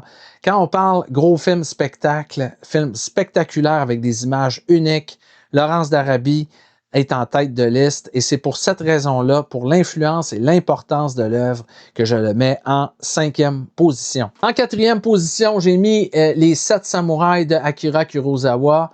J'en ai parlé tantôt, je me répéterai pas trop là-dessus. Vous irez voir quand même la vidéo que j'ai faite sur les 7 samouraïs dans les grands films du monde. Une œuvre qui est parmi les plus grandes de l'histoire du cinéma. C'est un peu comme Laurence d'Arabie, il y a des images là-dedans, on se dit comment ils ont réussi à mettre ça sur pellicule, surtout dans la dernière partie du film, la séquence finale, la bataille sous la pluie, c'est tellement impressionnant. Un film riche avec des personnages forts. Il faut le voir et le revoir. Les 7 samouraïs en 4e sur ma liste. En 3e, on retrouve encore un film qui était sur les autres listes. J'ai pas pu faire autrement que mettre Vertigo de l'ultime réalisateur Alfred Hitchcock. Vous comprendrez pour les raisons que j'ai expliquées tantôt pourquoi ce film-là est aussi haut sur ma liste. Je l'adore. C'est un Hitchcock qui est parmi mes préférés. Je pourrais le mettre ex aequo presque avec Psychose et Rear Window. Je mets celui-là parce que c'est peut-être le plus riche des 3 films.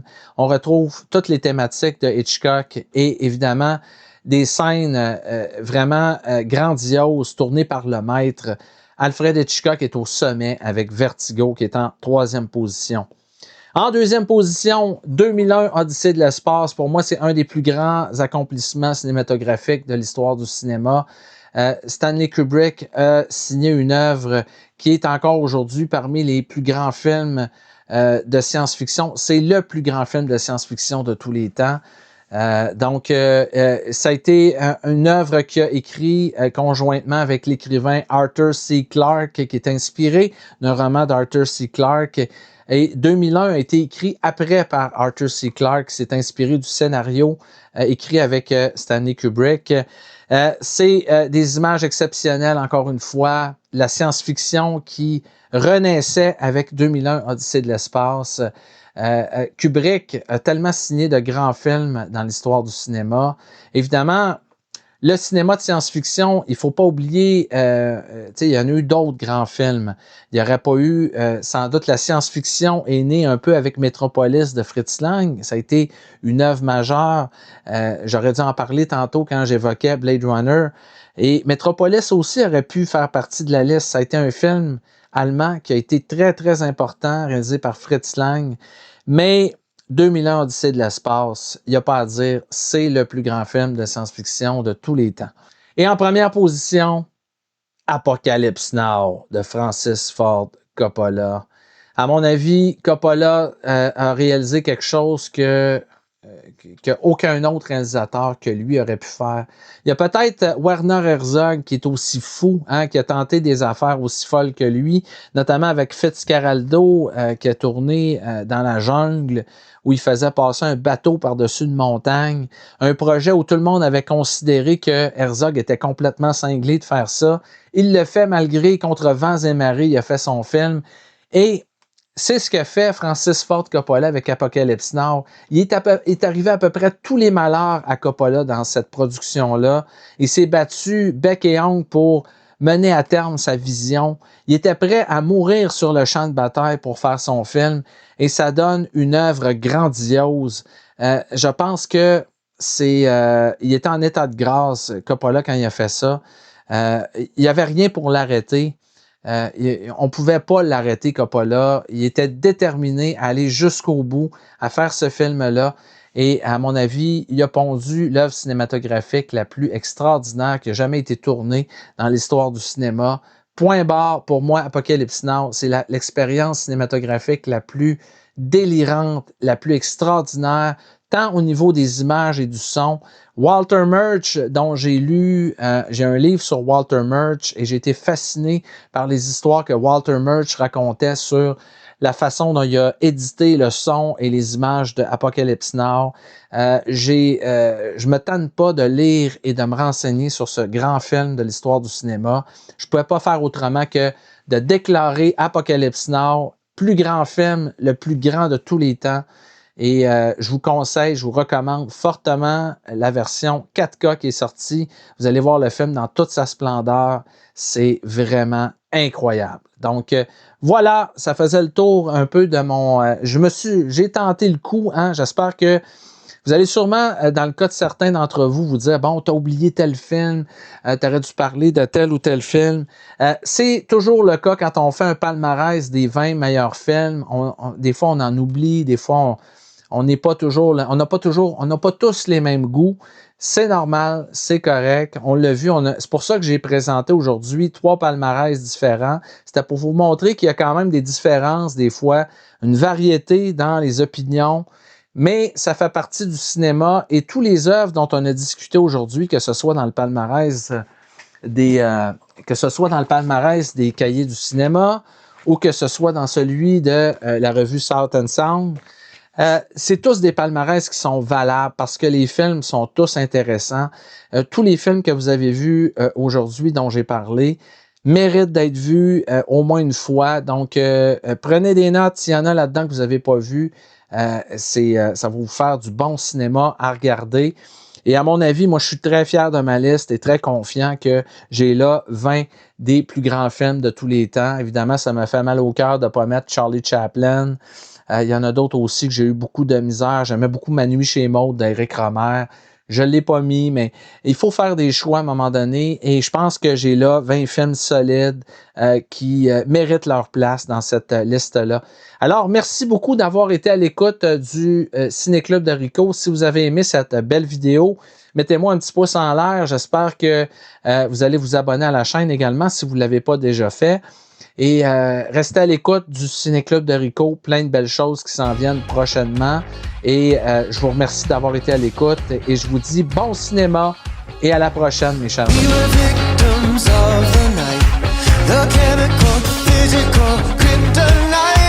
Help us to the face and the fading light.